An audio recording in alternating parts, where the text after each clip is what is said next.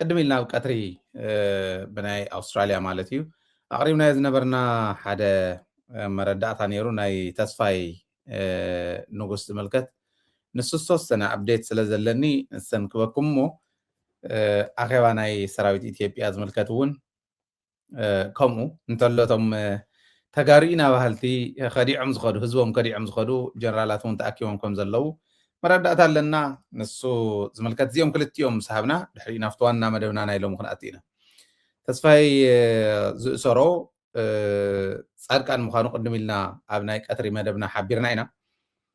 ነገር ግን እታ ናይ ወዲ ቢተው ናይ ሸዊት ቢተው ክሲ ከም ዘለዋ ናብ ተስፋይ ንጉስ ከይዳ እቶም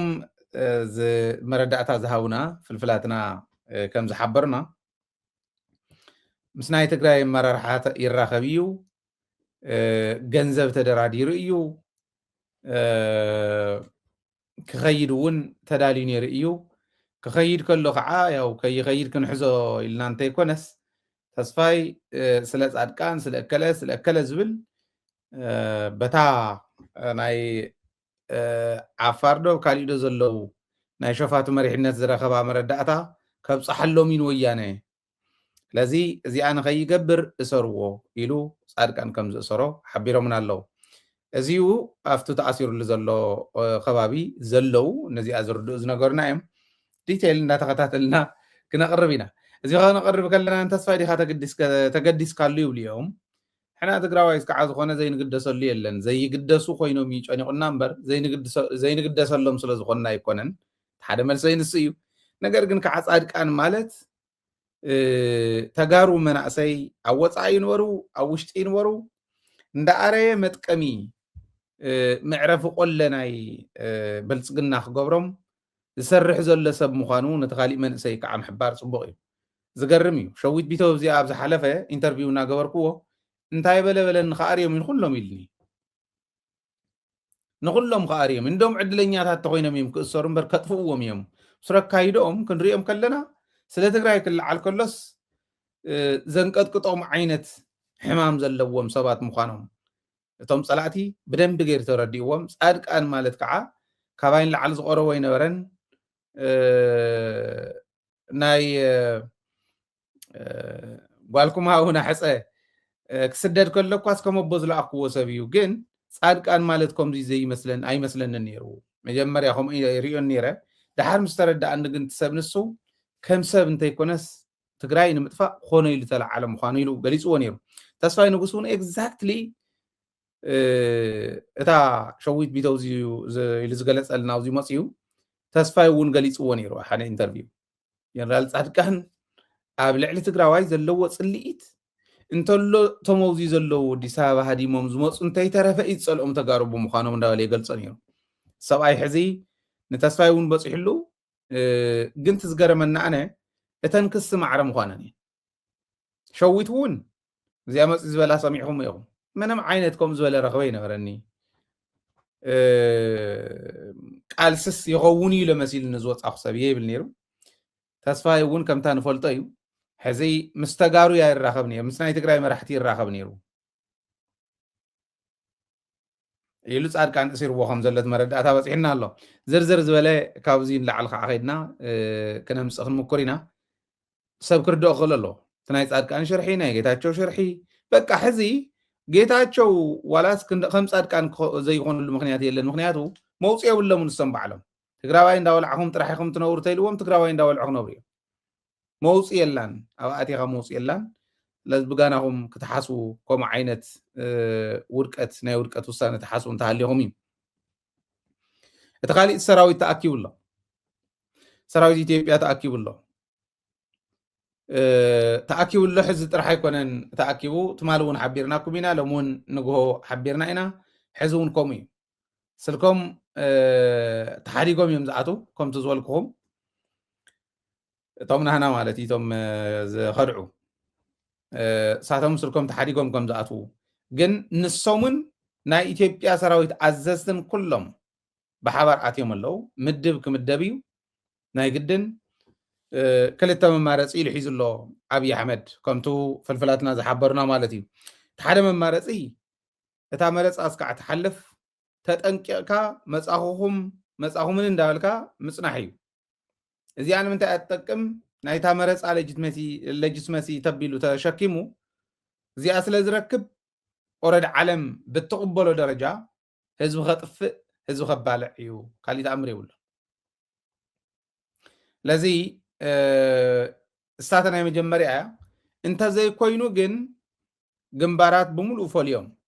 ተደራቢ ጀነራል ተመዲብሎም ተጋሩ ዝመርሕዎ ኣብ ልዕሊ ትግራይ ዝግበር ወራር ክኸውን ኢሎም ይኸዱ ከም ዘለዉ ምንም ጥርጥር የብሉን ሓደሓዲኦም ሻዕብያ ዝበሎም እዮም ዝገብሩ እሞ ንሻዕብያ እንደንርከቦ ኢሎም ሃሳሳት ዘቕረቡ ከዓለው ናይ ክንደያ ኢንተርቪው ሰሚዐ ቀዳማይስ እንታይ እዩ ዘሎ ናይ ሃሳስ ኢለ ገዲፈየ ነይረ ለካስ ከምኡ ይብሉ ሰሚዑ እዩ ኣብዚ መፅኡ ተዛሪቡ ዋና ኸዚ ሓውሲ ጎድፋዘር ዓይነት ነገር ኮይኑ ፕላን ዘውፅአሎም ድግምግም ቀፃሊ ስራሕቲ ዝሰርሕሉ ናይ ኤርትራ መንግስቲ እዩ ኤርትራ መንግስቲ እንታይ ይብሎም እዩ ወሳኒ ኸዚ ኤርትራ መንግስቲ ተዋግኦ ተይሎም ክዋግኡ እዮም ኤርትራ መንግስቲ ድሓን ዋላ ተዓፃፂ ይኹን ስቀልሞ ኣነ መንገዲ ፃፅእ ዓይነት ነገር ገድፈልኩም እዮም ባይተ ተጠቐሙ ተይልዎም ከምኡ ክበሩ እዮም ሶታ ኣነ እቲ ዋና ሕዝስ ከምዚ ዝበለ ኣነ ብምንታይ ቃላት ከም እንገልፆም ዞም ሰባት እዚኦም ይጨንቀኒ እንዲ ሓደ ግዜ ኤርትራ ምስ ኢትዮጵያ ተደሪባ መፅያ ካልኦት እውን ደሪቦም መፅኦም ንኤርትራ የለ ንኢትዮጵያ የለ ነቲ ዝኣተወ ሽሾ ሰራዊት ፀላኢ ሓመድ ድፋጩ ዘውፀ ሰራዊት መስዋዕትነት ዋላ ንኽፈል ተደሪቦም ዝመፁ ፀላእቲ ሓመድ ዝገበረ ሰራዊት ትግራይ ከመይ ክንዕቆ ከሎ እዩ ክንደያ ከምዚ ዝብል ኢልኩም ክትዛረቡ ትኽእሉ እዮም እዚኣ ካብ ምዝራብ ካሊእ መማረፂ የብሎም ከምዚኣ ኢሎም ካብ ምዝራብ ካሊእ መማረፂ የብሎም ክነብሮ ይኽእሉን ምሕደሪት ነብሲ ከብዶም ምዕንገሊት ከምዚኣ ዓይነት ዘረባ ክዛረቡ ክኽእሉ ኣለዎ ኣዘርዋይስ ክባረርዋ እዮም ክባረርዋ ጥራሕ ኣይኮነን ክእሰርዋ እዮም ኤርትራ መንግስቲ ኤርትራ እዩ ዝውስነሎም ከምዚ ግበሩ ከምዘይትግበሩ ዝብሎም መንግስቲ ኤርትራ እዩ ክብል ከሎ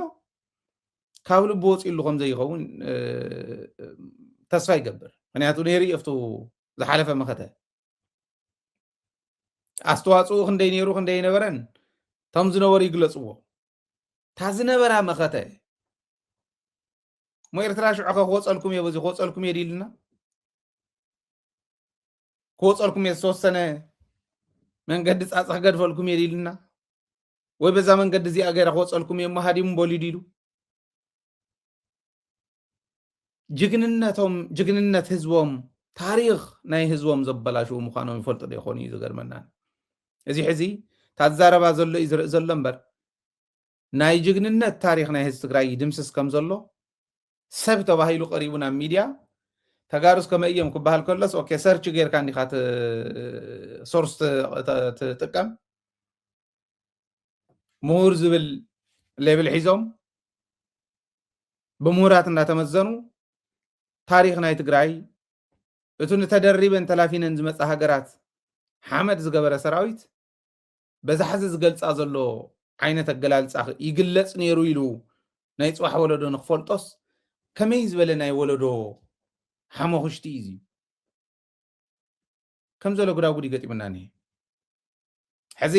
ነቶም ኣትዮም ኣቲና ኣለና ዝብሉ ዘለው ጀነራላት እውን ካብዚ ወፃኢ ካሊእ ኣተሓሳስባ የብሎም ሻዕብያ ይብል ነይሩ ጉዕሽ ገብረ እውን እቲውን ሻዕብያ ይብል ነይሩ ገሊኦም ከኣስሩና ኢሎም እውን ይብሉ እዮም ኣብ ትግራይ ዝኣተወ ሻዕብያ ብዘይብሉ ማለት እዩ ሕዝስ ኣብ መቐለ መፅኦም ሽረ መፂስ ሻዕብያ ከኣስረና ኢሎም ክዛረቡ ከለው ናይ ሓቂ ከኣቱ ስለ ዝኽእል ኢሎም ኣሚኖም ዶ ይመስለኩም እቲ ናይ ፅባሕ ወለዶ ሎሚ ናይ ዘለና ብዝተፈላለዩ ዓውዲ ንቃለስ ታሪክና በታ ክትፍለጣ ዝግባእ ንኸይፈልጠና ዝገብሩ እዮም ታሪክ ዓዶም ታሪክ ህዝቦም ዘበላሽው ሰባት እዮም ሕማቃት ሰባት እዚ ይገብሩ ስለዚ ነዚኦም ኣብ ፕሮፓጋንዳ ቅሚጦም ኣብ ሚድያ ቅሚጦም ነቶም ሰራዊት ክመርሑ ዝኽእሉ ዝተታለለ መንእሰይ ናይ ትግራይ ክመርሑ ዝኽእሉ እውን ስልኮም መቕምጡ ኢሎም ኣብ በሪ እንዳሕደጉ እእትዮም ትእዛዝ ይእዝዝዎም ንዓውፃእ ንዓዕቶ ይብልዎም ማለት እዩ ኣብ ከም ዝበለ ኣለዉ ተኣኺባ ከምዚኣ ቀኒያ ክብል ደልየ